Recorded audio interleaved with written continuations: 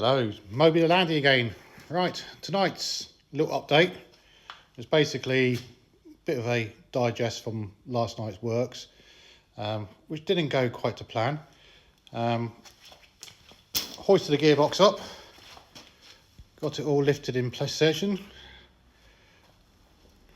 offered it up to the engine, all going well. The spline engaged into the clutch, and that's where it stopped. About an inch out, regardless what I did. Rotated the engine, rotated the gearbox, put it in diff lock so I could rotate the gears.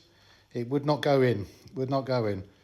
I worked on this about 3 hours last night, winching the crane up, down, tweaking it, twisting it, tipping the engine backwards and forwards so try and get the angles right, and didn't go quite to plan at all. So in the end I had to give up, and in the process, I don't know if it's going to show up very well on the camera. Basically, this spigot bush is damaged. I expect I damaged it trying to get it all lined up last night with all the messing around I did. I'm only human. I am working on this on my own, because all my friends very conveniently either, "Oh, hi, how's it going, Paul? Looks great," and then they fuck off. That's what makes it good for you. And then they wind you up. You love them. Can't grumble too much because mate Steve, he's very kindly lent me the barn which I'm working in, which is nice. It's dry. We do have a pit, which at the moment is useless because all the wet weather we had recently, it's filled up, and our pump is packed up because we burnt it out. But I'm only human, so I've got a new spigot bush on order, which hopefully arrive early part of next week, because I won't be able to do much on it next week because I'm actually working away, plus also celebrating the wife's 50th birthday. So sorry to embarrass you, but you won't be watching the video. You're not interested in the Land Rover. But anyway, just to take out my frustration, I fit the winch bumper. Why not? It's a quick, easy fix. Made me feel like I did something last night. So the winch bumper's all fitted. It's got DRLs on it, but I'm not worried about wiring them up to the bodywork goes back on, so I could get it all lined up. And another little bit is you see the fuel lines have now been installed. These are all stainless steel braided pipes from Pioneer 4x4. I've had them in stock for a little while now because I've been waiting quite a long time for the chassis to be delivered.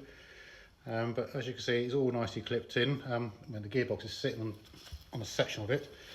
Brake pipe's also been fitted. And you may have noticed there's an additional clip. That's actually for the axle breathers. A few years ago I bought a Gwyn Lewis axle breather kit, which I've fitted. I've done quite a lot of wading in the vehicle in the past, and there's never been any cross-contamination of water in the diffs and the oil. So that's always been great. And so you can see a little bit further back is the rest of the fuel lines.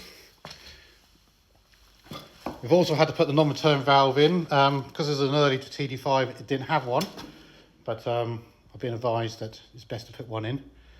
And also you put a new bleed valve. I think something to do with the air bleeding or something, I'm not sure. Also inside the pipework. I've got all new Ali Sport silicone hoses. I'm just waiting for the radiator to arrive. So then I'll get the engine rebuilt. Not built, but put all the new pipes on, all ready to dress. I'll just move this box away, and there it is, all nicely plumbed in into the fuel tank. Also, a little bit of fun. We also put a new wiring loom through the chassis, which comes out the other end here nicely. That was a little bit of fun because I'm an electrical engineer. I use my little rods to push through. Because it's got cross braces in the chassis where basically they work as crush cans, so when bolts get passed through the chassis, there are gaps underneath. So the rods are going through the gaps, no problems at all, but you try and pull the wiring loop through the gaps with the plugs on. So we had to use an endoscope to help us guide where the rod went. And once we've worked out where it all is, it just pulls straight through nicely.